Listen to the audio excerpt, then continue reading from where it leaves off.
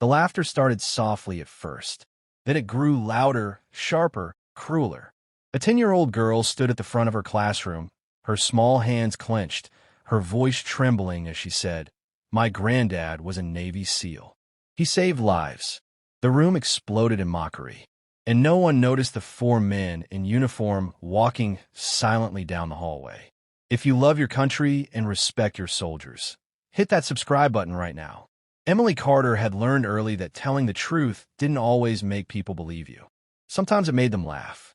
She stood in front of her fifth-grade class with a folded piece of paper in her hands. It was her assignment: write about your hero. Some kids had written about athletes. Others wrote about YouTubers. A few wrote about their parents. Emily wrote about her grandfather. She had written about how he woke up before sunrise every day, about the old scars on his arms, about the quiet way he watched the world, as if danger might still be hiding somewhere. She wrote about how he never talked about war, but always talked about duty.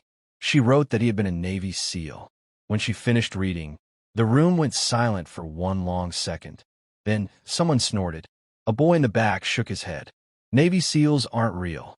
That's just in movies." Another kid laughed.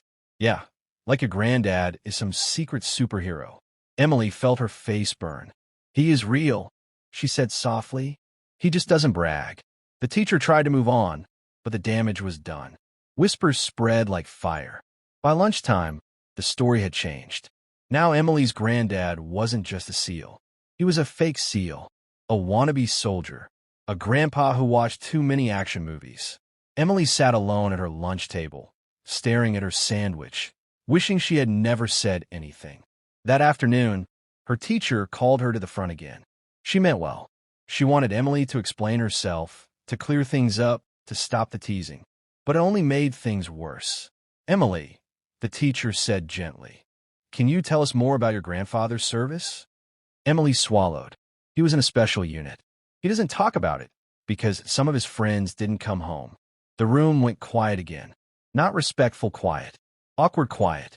Then a girl whispered loudly, "Convenient." The teacher sighed. "Emily, sometimes stories like that can be exaggerated. It's important to be honest." Emily felt something break inside her. She wasn't being called brave. She wasn't being defended. She was being doubted. "My granddad is honest," she said, her voice shaking. "He just doesn't need to prove it." Laughter returned, louder this time. Emily ran to the bathroom and cried in a stall until the bell rang. That night, she told her grandfather what happened. He listened without interrupting. He didn't get angry. He didn't raise his voice. He simply placed his hand over hers and said, "Truth doesn't need applause, kiddo. It only needs time." Emily nodded, but her heart still hurt. The next day, the teasing continued. Notes on her desk. Whispered jokes. Eye rolls whenever she spoke. And then, just before the last period, the principal's office phone rang. A visiting military unit was on campus for a short educational tour. 4 Navy personnel would walk through the halls, greet students, and leave. No one knew who they were. No one knew why they were really there. And Emily had no idea that the truth she defended was about to walk straight into her classroom. The classroom door opened quietly. At first, nobody paid attention. Then boots touched the floor. Slow, heavy, confident. 4 men in uniform stepped inside. Not ceremonial uniforms. Not parade uniforms. These were working uniforms. The kind worn by people who still carried the weight of service in their posture. The teacher froze mid-sentence. The room fell into complete silence. The first man spoke calmly. "Good afternoon. We were told this class had a student who wrote about a hero." The teacher nodded, confused. "Yes, we did." The man's eyes scanned the room. They stopped on Emily. He smiled. Not a big smile. Not a dramatic one. Just a quiet, respectful smile. "You must be Emily." Emily's heart started pounding. "Yes, sir." He turned to the class. "Your grandfather was my commanding officer." Gasps filled the room. Another soldier stepped forward. "He pulled me out of a burning vehicle in Fallujah." The third spoke next. "He taught me how to survive when I thought I wouldn't." The fourth simply said, "He saved my life." Emily felt tears rise in her eyes. The laughter from yesterday now felt distant. Heavy. Ashamed. The teacher covered her mouth. The first soldier continued, his voice steady but emotional.